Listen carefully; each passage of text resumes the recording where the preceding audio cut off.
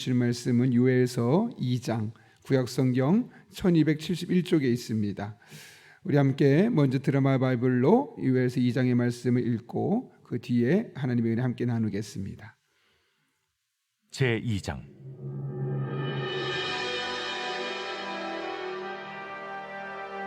시온에서 나팔을 불며 나의 거룩한 산에서 경고의 소리를 질러 이 땅 주민들로 다 떨게 할지니 이는 여호와의 날이 이르게 됨이니라. 이제 임박하였으니 곧 어둡고 캄캄한 날이요 짙은 구름이 덮인 날이라. 새벽빛이 산 꼭대기에 덮인 것과 같으니 이는 많고 강한 백성이 이르렀습니다. 이와 같은 것이 옛날에도 없었고 이후에도 대대에 없으리로다.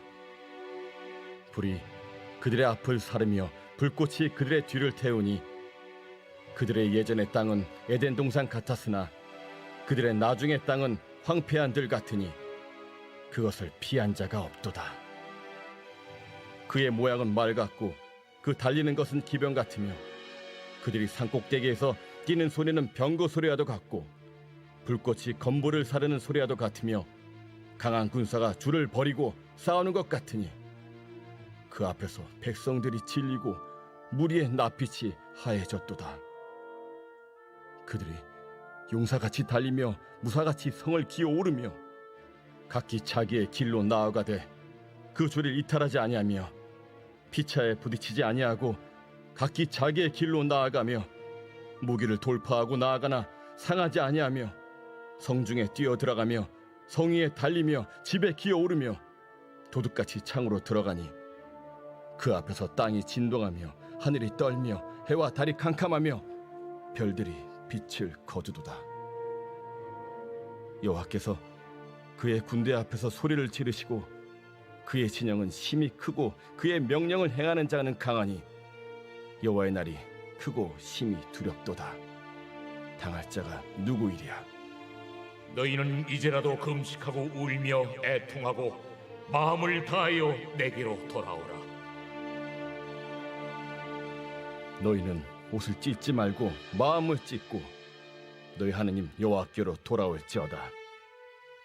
그는 은혜로우시며 자비로우시며 노하기를 더디하시며 인애가 크시사 뜻을 돌이켜 재앙을 내리지 아니하시나니 주께서 혹시 마음과 뜻을 돌이키시고 그 뒤에 복을 내리사 너희 하나님 여호와께 소제와 전제를 드리게 하지 아니하실는지 누가 알겠느냐? 너희는 시온에서 나팔을 불어 거룩한 금시계를 정하고 성회를 소집하라.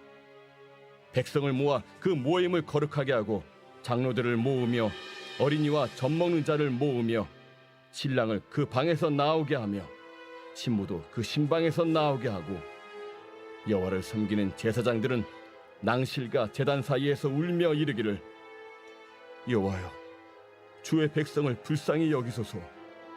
주의 기업을 욕되게 하여 나라들로 그들을 관할하지 못하게 하옵소서.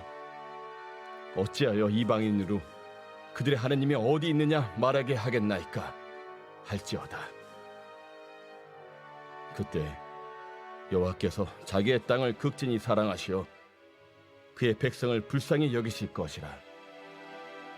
여호와께서 그들에게 응답하여 이르시기를 내가 너희에게 곡식과 새 포도주와 기름을 주리니 너희가 이로 말미암아 흡족하리라. 내가 다시는 너희가 나라들 가운데서 욕을 당하지 않게 할 것이며 내가 북쪽 군대를 너희에게서 멀리 떠나게 하여 메마르고 적막한 땅으로 쫓아내리니 그 앞에 부대는 동해로 그 뒤에 부대는 서해로 들어갈 것이라. 상한 냄새가 일어나고 악취가 오르리니 이는 큰 일을 행하였음이니라. 땅이여 두려워하지 말고 기뻐하며 즐거워할지어다. 여호와께서 큰 일을 행하셨음이로다. 들짐승들아 두려워하지 말지어다. 들에 풀이 싹이 나며 나무가 열매를 맺으며 무화과 나무와 포도나무가 다 힘을 내는도다. 시온의 자녀들아 너희는 너희 하나님 여호와로 말미암아 기뻐하며 즐거워할지어다. 그가 너희를 위하여 비를 내리시되 이른 비를 너희에게 적당하게 주시리니 이른 비와 늦은 비가 예전과 같을 것이라. 마당에는 밀이 가득하고 독에는 새 포도주와 기름이 넘치리로다. 내가 전에 너희에게 보낸 큰 군대 곧 메뚜기와 느치와 황충과 팥준이가 먹은 횟수대로 너희에게 갚아주리니 너희는 먹되 풍족히 먹고 너희에게 놀라운 일을 행하신 너희 하나님 여호와의 이름을 찬송할 것이라.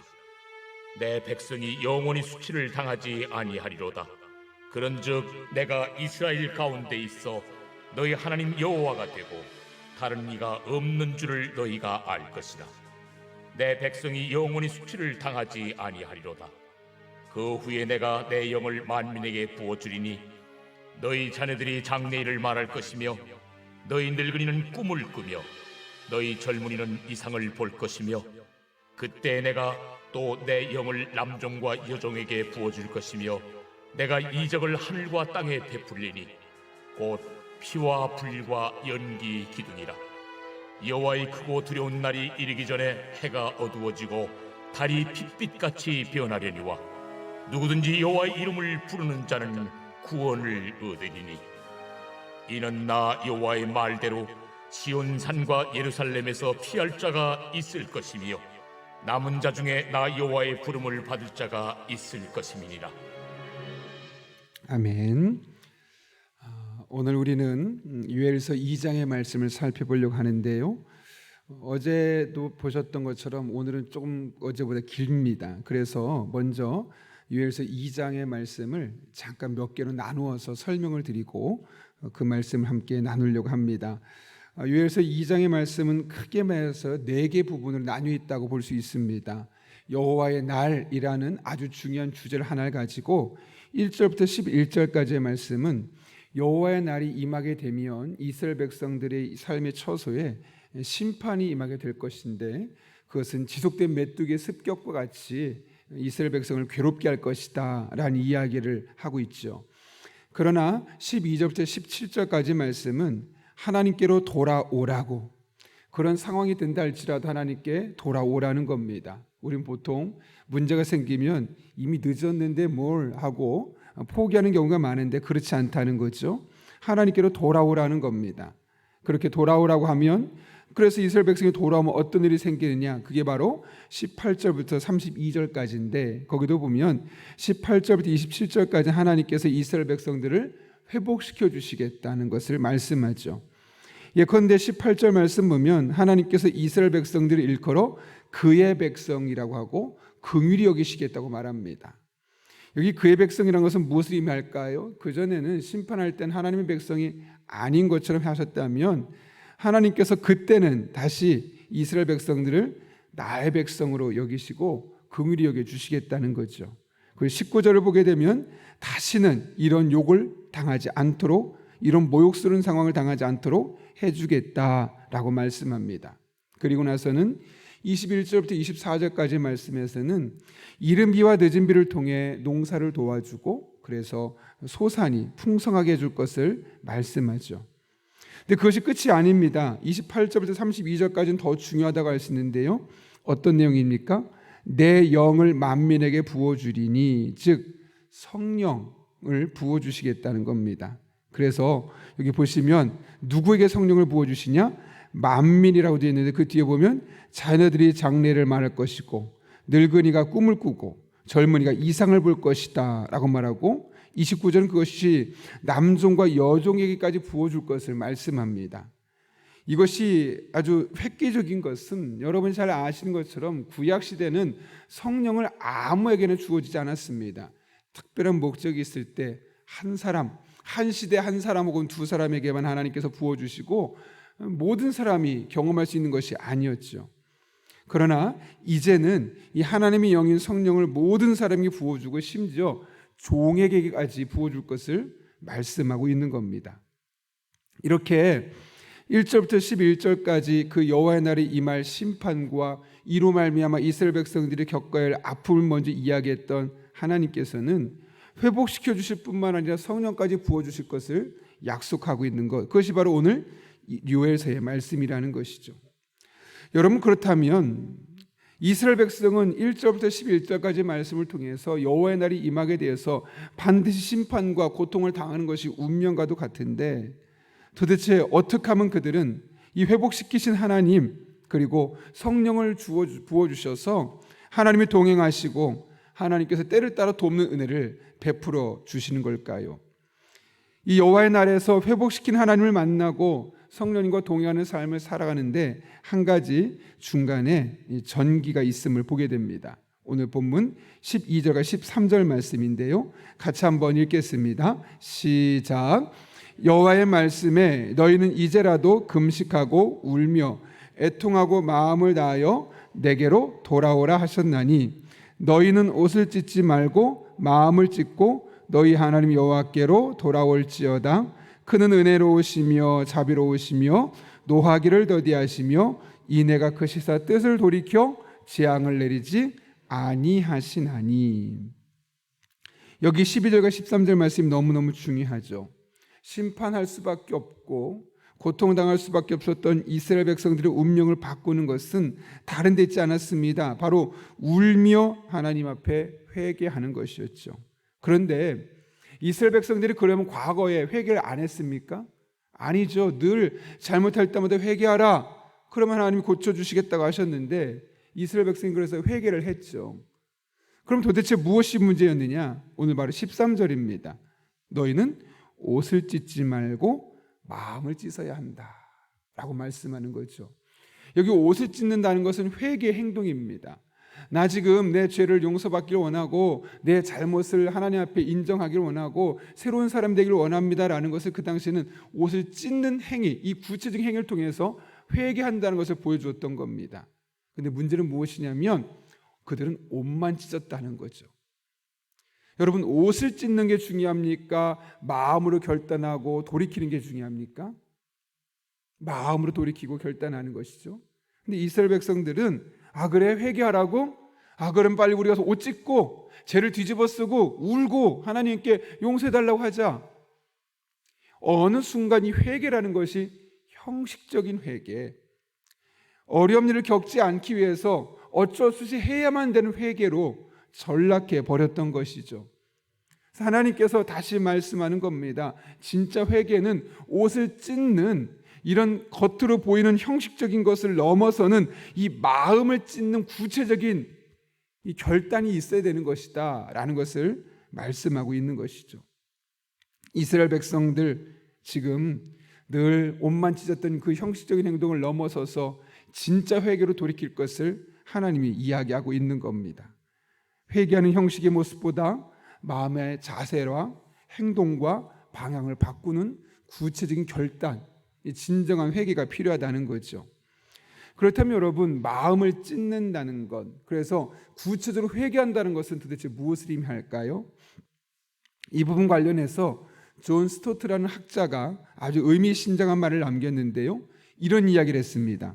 만일 너의 오른 눈이 너로 하여금 실족하게 하거든 빼어내 버리라 라는 마태복음 5장 29절이 있죠. 이제 이 말씀을 가지고 마음을 찢는 회개가 도대체 무엇인가를 이야기하는 거죠. 이렇게 이야기 해석합니다. 아주 보고 싶은 영화나 텔레비전이 프로그램이 있는데 그것을 보면 내 신앙에 유익하지 않다. 오히려 내 신앙을 좀먹으면서 나의 신앙을 무너뜨리는 TV 프로그램이다. 혹은 그런 영화다. 그러면 그것을 보지 않는 그런 구체적인 결단이 바로 눈을 뽑는 것과 마찬가지다. 진짜 눈을 뽑으라는 것이 아니라 그것이 내 눈으로 나의 신앙에 마이너스가 되는 일을 하게 된다면 그것을 아예 하지 않게 하는 것, 그것을 보지 않는 것이 그것이 바로 눈을 뽑는 것이라는 것이었다는 거죠. 여러분, 마음을 찢는 것은 그렇다면 무엇을 말할까요? 내가 너무 좋아하는 것들이 있어요. 그게 사람이 될 수도 있고 어떤 취미 활동이 될 수도 있어요. 그런데 그런 것들이 나로 하여금 신앙적으로 마이너스가 되게 하고 하나님부터 점점 멀어지게 한다면 그걸 끊어버리는 것. 인터넷을 너무너무 좋아하고 인터넷을 잘해요. 그런데 인터넷을 켜면 늘 음란한 영상을 가까이 하고 내 마음이 그래서 하나님부터 점점 멀어지게 하는, TV에서 보셨겠지만 우리가 절대로 접해서는 안 되는 무슨 N번방 이런 성착취 영상이 올라가는 그런 것들에 자꾸 눈이 가요. 그럼 내가 인터넷을 너무 좋아하지만, 미디어 쪽을 내가 발달하는 것을 좋아하지만, 마음을 찢는다는 것은 과감하게 그런 것들을 끊어버릴 수 있는 것. 그냥 이건 안 좋은 거야 머리로 인식하고 끝나는 것이 아니라 내 마음이 불편하기까지, 내가 이걸 안 봐서 불편하기까지 그만두는 것. 그것이 바로 마음을 찢는 것이겠죠. 좀 더 구체적으로 예를 든다면, 내가 정말 좋아하는 사람이 있어요. 나한테 선물도 자주 사다 주고, 또 나한테 밥도 가끔 사주고, 나한테 늘 유익한 이야기도 많이 해주고. 근데 그 사람하고만 있으면 점점 하나님부터 멀어지게 만드는 일들만 해요. 자꾸 주일날 빠지게 만들고, 또 먹지 말아야 될 건 먹게 만들고, 가지 말아야 할 곳을 자꾸 가게 하고. 그렇다면 여러분, 마음을 찢는 회개는 무엇일까요? 하지 말아야지, 하나님 이거 용서해 주세요, 이렇게 이야기만 한다고 해서 회개가 아니라는 거예요. 그 사람을 만나는 게 너무너무 좋지만 그 사람 만나는 게 나의 인생에, 나의 신앙에 점점 마이너스가 되고 하나님부터 멀어지게 만든다면 안 만나길 결단하는 거예요. 그 마음이 찢어지겠죠. 늘 나한테 잘해줬고 가까운 사람이고 나한테 좋은 일을 많이 해줬으니까. 그러나 하나님을 따라 살아가는 길에 마이너스가 된다면 내 마음이 불편하지만 그럼에도 불구하고 끊어내는 것, 그것을 일컬어 마음을 찢는 것.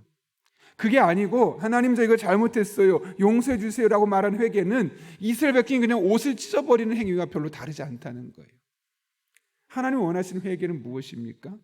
여호와의 날이 임하는데 마치 전대미문의 메뚜기 재앙같이 고통스러운 그 시간이 길 수밖에 없는데, 그것에서 벗어나고 때가 늦었다고 말할 때라도 새로운 길을 전환할 수 있고, 오늘 본문의 말씀처럼 회복시킨 하나님을 만나고 성령을 부어주셔서 그 성령님과 동행하는 삶을 살아갈 수 있는 방법은 형식적인 말로만 하는 회개가 아니라, 내 마음이 불편해도, 내 마음이 찢어지는 순간이 있어도 과감하게 결단하고 그 행동을 하지 않는 것.